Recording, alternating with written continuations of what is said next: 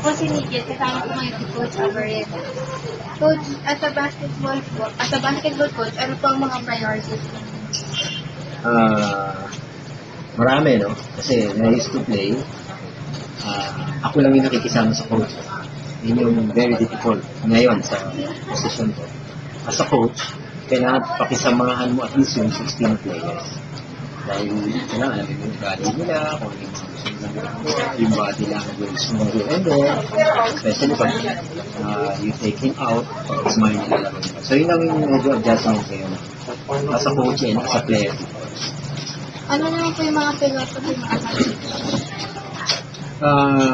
Marami, no? Number one, siguro for me kasi ako yung gusto ko yung matutunan yung concept ni Coach Kim na depensa una bago yung offense. So, more on defensive mindset yung natutunan ko. Doon ako lumaki. Yun yung nakasanayan kong attitude as a basketball player. Paano naman po yung nahandle yung team? Yun yung pinakamahirap.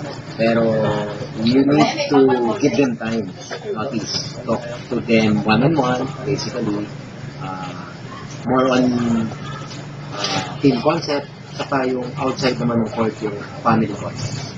Paano naman po kayo naging coach? Most of the basketball player naman before. Kasi meron na silang ideas kung paano yung coach, especially for me, position kasi point guard. Kami extension ng coaches sa loob ng court. So, much easier after ng career mo sa basketball player. Ano naman po yung mga ginagawa ng preparation for ABT? Ako, before kasi when I used to play, yung routine ko, honestly, nagsasayaw ako.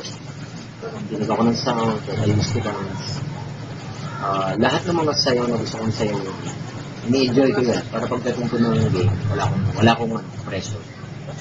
Ano naman po yung advice na bibigay sa mga style? Marami.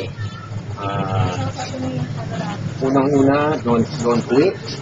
Yung worst scenario na pwede mong gawin as a coach. Keep learning in progress. Tapos siguro set an example. Best example para sa mga players. Thank you. Ay, yun lang. Thank you. Thank you.